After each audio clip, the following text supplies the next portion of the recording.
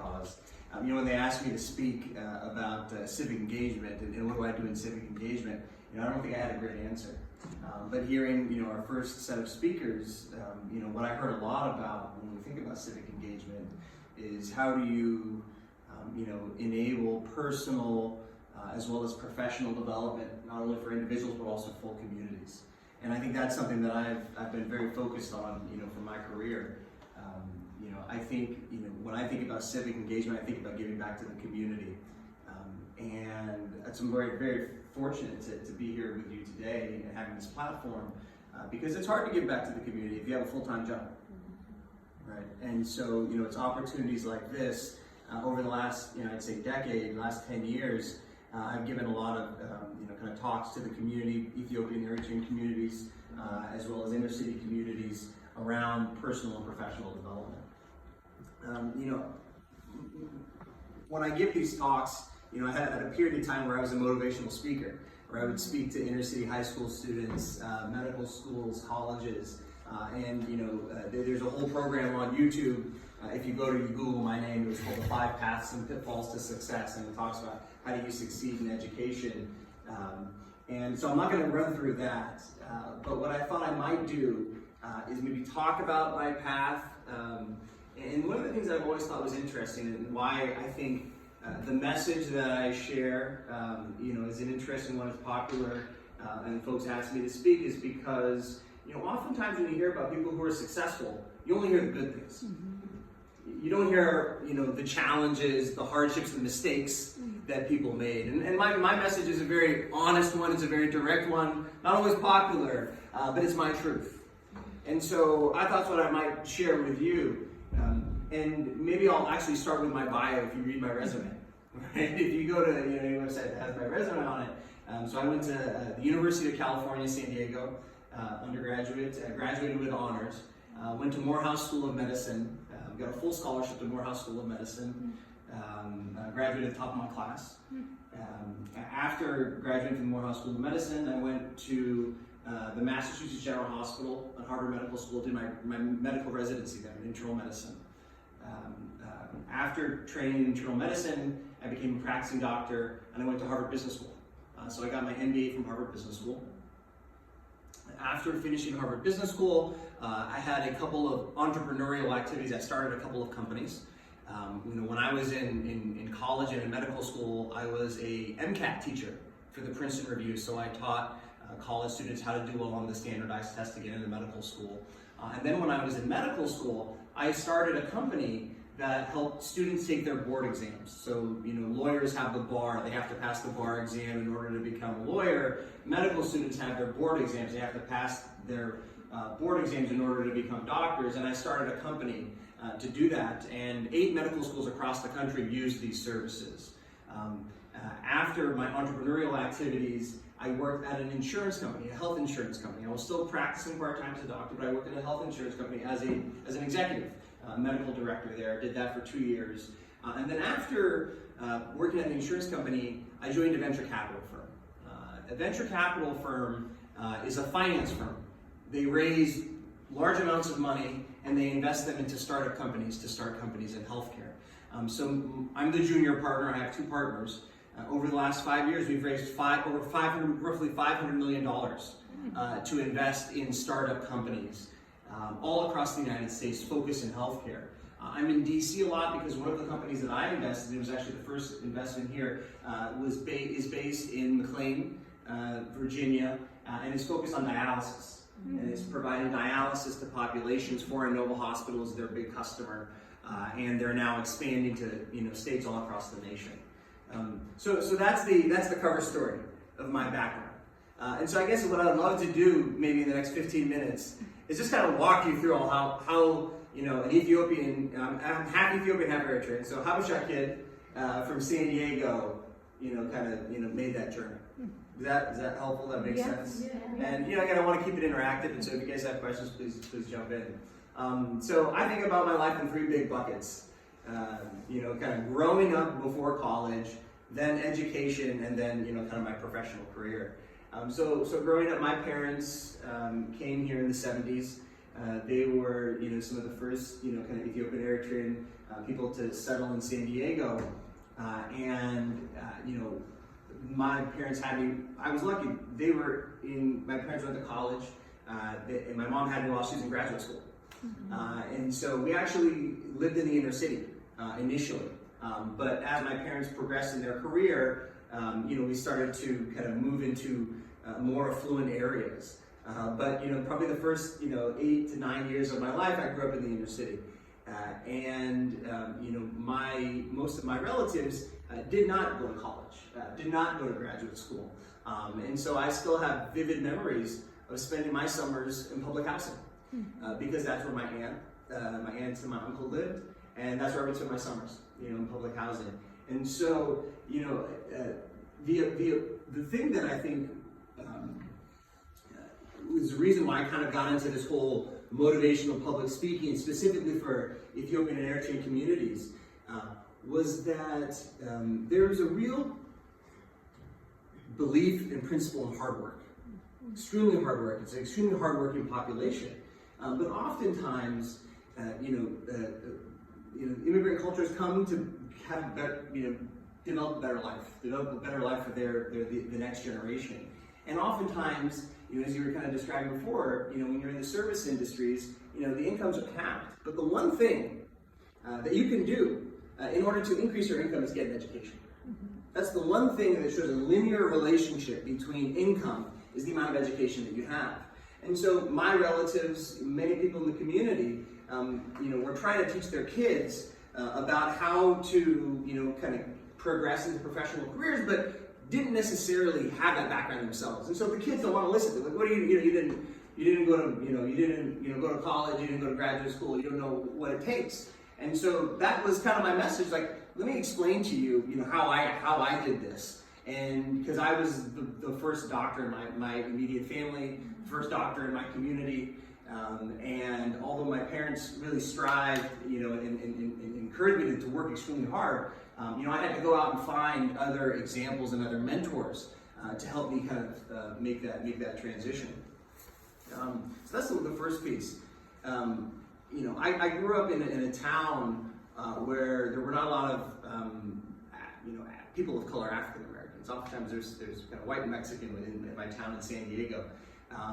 But every weekend I went to either a baptism, a christening, a birthday party in the Ethiopian community. And so, the Habesha community broadly. And so, I had this strong sense of cultural identity. And, many of you who are growing up here, you sometimes struggle, like, am I American or am I Ethiopian or, Eritrean, right? And I had that too. But I think there's a strong sense of pride, kind of in, the Habesha community that I think is super powerful. I was at dinner last night with somebody, who she was Nigerian, and she was trying to tell me that Ethiopia was colonized. And everyone's like, no, that's right? But there's that sense of pride around, wow, we have an amazing cultural tradition. And we've historically been successful, therefore, we have the ability to become successful. And I think that's super important. And it's important to understand your cultural identity, and that you kind of come from greatness. And, one of the things that, the last speaker was talking about is that sometimes the odds can be stacked against you, from a societal perspective.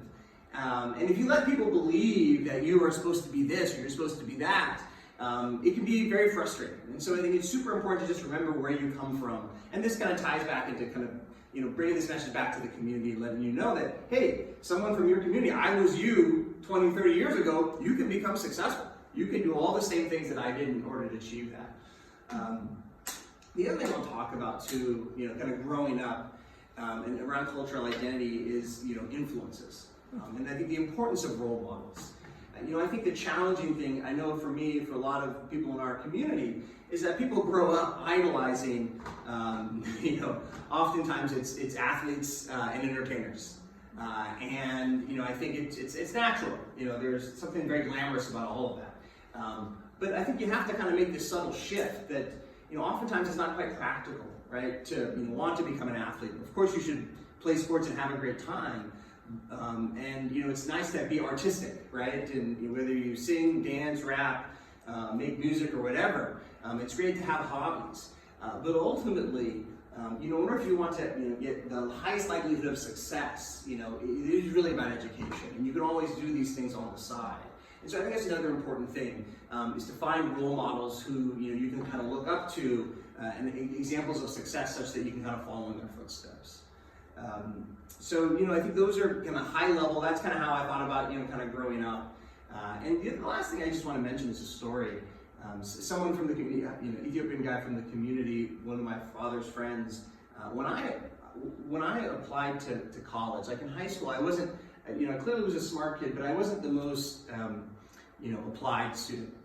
I kind of did just enough to kind of get by, and got into a few colleges. But my hometown college, UC San Diego, I didn't get into it the first time. And my dad reached out to an Ethiopian gentleman in the community who was a counselor there. Kind of made the call, and Tekle was his name. And when he heard about this, he just kind of went to the admissions department and said, "Hey, this guy's a smart guy. You should just take another look." They re-reviewed my application, and I got into college. When I got into college, I got a half scholarship there. And so again, it's just it's the spirit of the community. You can't do this alone, right? It's okay to ask for help, right? And that's the part of the story. And you hear this crazy bio. I didn't get into my college the first time, right? And so I needed help from the community in order to get there, right? And so I think that's just natural. That's part of the story. So when I got into college, one of the things that was, I knew I wanted to be a doctor, but one of the things that I encountered was college is a very social environment, right? And naturally, when you're young, you're influenced by your peers. And I wanted to, kind of be cool. I wanted to have a good time. You go to college, you want to party. I joined a fraternity. And so for the first two to 3 years of college, I was trying to balance school and trying to balance the fraternity. And my grades suffered. They suffered significantly. You can see, if you look at my transcript, you kind of see this gradual, transition where in my junior year, here I am, I want to go to medical school. I had a 2.3 GPA. And I had to have, a serious talk with myself. I wasn't telling you, this was a great example, Dr. Carter said, I wasn't telling my parents that I was, 2.3 GPA. But I did have one professor who, in one of his classes, it's like the one A I got was biology. And I went to him after the end of the course, and I said, I want to do research. I want to go to medical school. And he said, well, come to my office and we'll talk about it. So he's like, tell me your story. And I just opened up. I told him everything. He's like, I want to go to medical school. I have a 2.3 GPA. I had gone to my counselors. My counselors were, they looked at the, kind of African-American kid in front of him and saw my GPA. It's like, there's no way you're going to medical school. Just forget about it. Change your major. Go do something else. But I told this professor, who happened to be a Jewish guy, my story. And I said, I'm really committed. He's like, and I know I want to be successful. I'm not exactly sure how to put it all together. And he just looked at me and said he had some experiences in his life he could relate to. And he said, I'd like to help you, but you have to help yourself. Leave the fraternity house, move back in with your parents, go see a counselor and get a new schedule. And if you do all those things, I'll help you and you can do research in my lab. And I needed somebody to believe in me. Even then, my parents at that point, they're like, oh, there's no way you're getting into medical school. Go and become a computer science person. My dad's into computers. Go be a computer science person. And I feel that, my parents, and I'm sure a lot of your parents, they push you. They want you to study hard, right? But oftentimes, when you have that sort of influence, it doesn't become your goal. It's their goal. And you're just kind of complying. You're being obedient. That is not a recipe for success. It has to be internal. And I think for me, when I faced, that wall where everybody said I couldn't be successful, even my parents said, there's no way you're going to do this, it finally became my goal. It finally became my goal. And I went from a 2.3 GPA, the transcript was very messy. I got 10 A pluses in a row over a 2-year period. And then, then I stopped getting A pluses, and then I got another 10 A's. So I finished my last 2 years of college with 20 or so A's. GPA was 3.65. I graduated with honors. People told me there was no chance I was getting into medical school. I did well on the MCAT. I interviewed at a number of schools. I got 3 acceptances, and I got a full scholarship to Morehouse School of Medicine, right? And so again, I can relate to that, being in that situation. It's a moment in time where the odds are stacked against you. People don't think you can become successful, but I knew I had never really applied myself. I knew that I had potential, but ultimately I had to kind of dig deep and do the right work. The other thing I'll say about that is this concept about working hard. Working hard is super important, but if you're not working smart, right, there's no guarantee for success. And so it's going to be super important for you as whatever you're trying to do, before you start to do anything, just figure out what are the right things you should be doing, right? What is the right way to study for certain tests? What is the right way to become successful in a certain career? Try and reach out to people who have been successful, right? Who can kind of advise you and give you mentorship before you do anything, right? And I think that's a super important skill set that I think I've applied over and over again in my career. And so, I think it was in college where I really figured out how to apply myself, did really well. By the time I got to medical school, I got straight A's, right? And again, this is somebody who no one ever thought was going to get into medical school, right? And so I had to kind of go through that really struggle period, those hardships, in order to kind of get to ultimately where I am today. When I went from Morehouse School of Medicine, which is a historic black college, it was a great experience. I became student body president. I was somebody who never was very active in kind of student leadership until later in my educational career. And as the student body president, I sat on the board of trustees. I was the student representative on the board of trustees of the medical school. The board of trustees was made up of CEOs, physician, entrepreneur, physician, business people, from across the country. And this was the first time I had ever seen somebody who was able to mix the world of medicine and healthcare with business. And I knew that that's ultimately what I wanted to do. But I still, when I reached out to them, the question was, even though I'm finishing medical school, I'm not sure that I want to practice medicine for the rest of my life. I want to do more of this business stuff. Should I even do my medical training, my residency, or should I just go to a business degree? And they basically said, if you ever want to lead physicians, in healthcare, you have to be a doctor, right? You have to get that training. And so that's when I decided to do my residency at the Mass General Hospital, because I knew that there would be a business school kind of in the background that I would have to separately apply for. And so that might, kind of switch transitions now just to talk about like professional development. There's a saying that it's not what you know, it's who you know, right? So the way I might kind of flip that, the only way you will ever be able to prove what you know is by opportunities given to you by who you know. And so when I was in residency, I knew that I wanted to go to Harvard Business School. And so I spent time with the CEO of the hospital who had gone to Harvard Business School. I shadowed him, I mentored him, or he mentored me. He wrote a letter of recommendation. But it's still I was trying to study for my GMAT, while I was, working 80 hours a week in the hospital. It was extremely challenging. I did okay. And it's super competitive to try to get into the Harvard Business School. And one of the former professors in the hospital he was no longer practicing. He gave us a lecture one day in the class. And I had recently read a book called Never Eat Alone. And it's about the science of networking, right? It's the science of building relationships that can help you in your professional career. And in the book it says, whenever you're meeting somebody who's, kind of high up there, always bring a gift. And so, in the class he's teaching, I go up afterwards, we kind of strike up a conversation. He said, I'd love to learn more about you, come to my office and we'll chat. And so, he was big into Proverbs and word origins because he was talking about it in the class. So I had went out and I bought a book about Proverbs and I gave it to him. And he was touched by that. And here's this kid he's never met before in his life. He said, tell me more about yourself. And I told him, I want to go to Harvard Business School. I'm in my second year of residency. And he said, okay, that's interesting. I once knew the dean of Harvard Business School. In his past life. He's like, I haven't talked to him in several years. Let me see if I can reach out to him. A month goes by, and I get an email from this woman who happens to be the secretary of the former dean of Harvard Business School. And the email basically said, Dean MacArthur would like to have breakfast with you. Oh, wow. Right? And again, whenever you're meeting with these people who can open doors for you, your goal is to learn as much about them as you possibly can. Study before the actual meeting. And the same thing, kind of had breakfast with him. We had a great conversation. He kind of shared a lot of wisdom.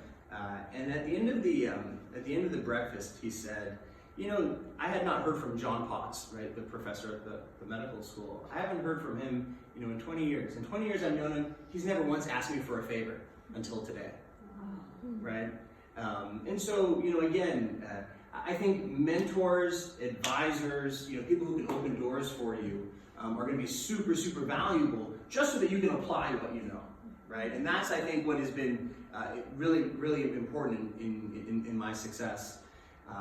And so whenever I tell people my story that I was a physician and I left practicing medicine, everyone thinks I'm crazy. Like, why would you do that? Even my parents, when I talk to my parents today, they're kind of embarrassed to tell people that their son, who's a doctor, doesn't even practice medicine.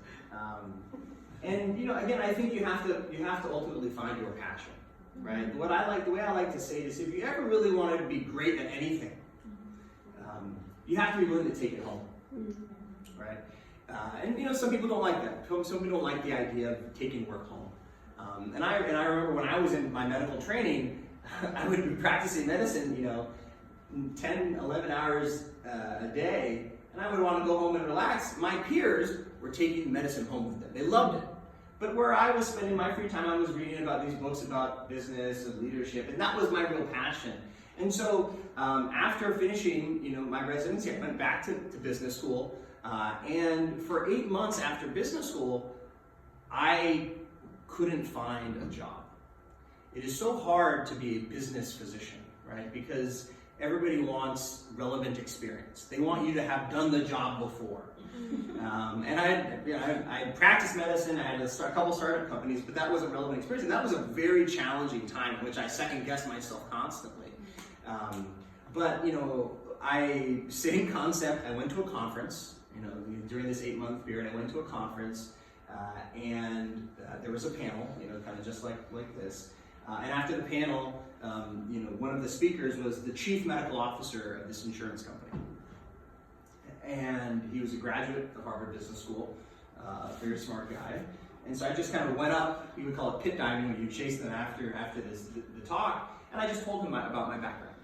And he basically said, well, let's stay in touch. And so we talked. We had a 3-month-long conversation about, the job and the role, and at the end of it, he said, no one wants to hire you because you don't have the right background. He said, but I think you have the right DNA. And he created a position for me, and he gave me a chance.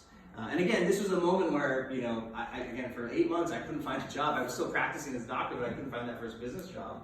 And he created a position for me, and after 2 years there, I far surpassed everyone's expectations.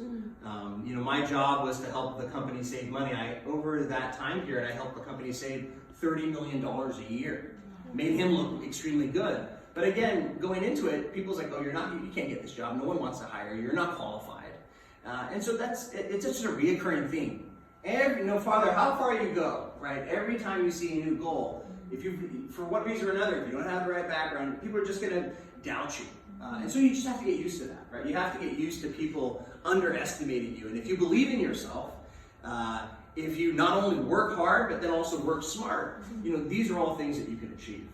And so that's kind of where I'm at in my career now. We will talk a little bit about, kind of the policy stuff and the work I do with the Clinton Foundation. But, I'm at a point in my career where, I've done a lot, I've achieved a lot, but I'm not done, right? Because, goals, get old really, really quickly. Once you achieve them, you're like, you get used to it. You get used to achieving what you just achieved. and now you kind of think about the next thing. And so you just have to always try to improve yourself. That's kind of how I think about it. For me now, when I stopped practicing medicine last year, it was no longer about touching individual patients, it was about impact. How can I ultimately impact the healthcare system through my work as an investor in a way that oftentimes is not popular?